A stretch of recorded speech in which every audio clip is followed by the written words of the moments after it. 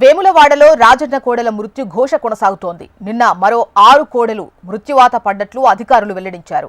గడిచిన 5 రోజుల్లో మొత్తం 26 కోడెలు మృతి చెందాయి.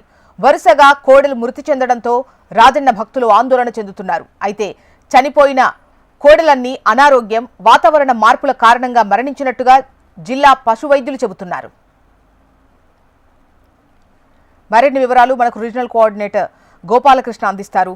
గోపాలకృష్ణ, చూసిన వేములవాడలో రాజన్న కోడెలకు అత్యంత భక్తి శ్రద్ధలతో రాజన్నకు అప్పగిస్తూ ఉంటారు కోడెలను. వాటినన్నింటినీ కూడా ఆలయ అధికారులు పర్యవేక్షిస్తారు.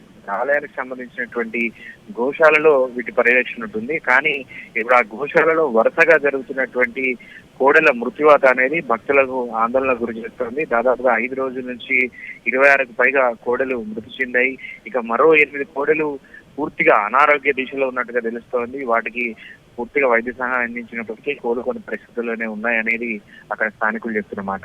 ఇప్పటికీ 26 కోడలు మృతి చెందడంతో వాటిని పూడ్చిపెట్టడం లాంటి కార్యక్రమాలు చేస్తున్నారు. అయితే పూర్తిగా దీనికి కారణం 2 కారణాలున్నాయని చెప్పుకోవచ్చు. ఒకటి, ముఖ్యంగా అత్యధికంగా ఉన్నటువంటి అంటే కెపాసిటీకి మించినటువంటి కోడల్ని గోశాలల్లో ఉంచడం. గోశాలలో కేవలం 300 కోడెలు పట్టేటువంటి స్థలంలో దాదాపు 600 రెట్టింపుకు సంబంధించినటువంటి కోడెలు అక్కడ ఉంటున్నాయి. వాటిని పూర్తిగా కుక్కి ఉంచడం వల్ల అదొక సమస్యగా మారింది. మరోవైపు రాజన్నకు ఇచ్చేటువంటి కోడెలు ముఖ్యంగా భక్తులు అత్యంత మొక్కులతో భక్తి శ్రద్ధలతో తీసుకొచ్చి ఇస్తూ ఉంటారు.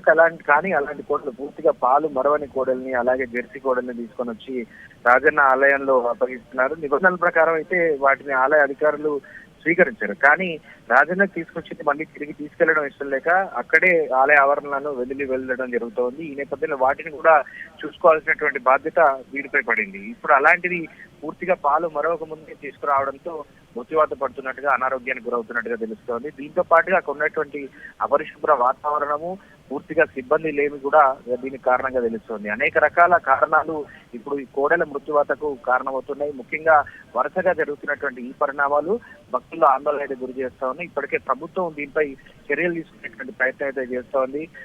రంగారెడ్డి జిల్లాకు సంబంధించినటువంటి మొయినాబాద్ మున్సిపాలిటీలో గోశాలకు ప్రత్యేకంగా స్థలం సేకరిస్తున్నట్టుగా తెలుస్తోంది. మరి పూర్తిగా రాజన్న కోడెలకే దాన్ని కేటాయిస్తారా, లేదంటే గోశాల నిర్వహణలో భాగంగా ఇతర కోడలను కూడా అక్కడ తీసుకెళ్తారా అనేటువంటి చూడాలి. ఏదేమైనా రాజన్న ఆలయానికి సంబంధించి కోడె మొక్క అనేది చాలా ప్రముఖంగా ఉంటుంది. భక్తులు చాలా ప్రాధాన్యంగా భావిస్తూ ఉంటారు. ఎక్కడెక్కడి నుంచో ఛత్తీస్గఢ్, మహారాష్ట్ర, ఏపీ, తెలంగాణకు సంబంధించినటువంటి భక్తులు వచ్చి ఇక్కడ కోడెమొక్కు సమర్పిస్తూ ఉంటారు.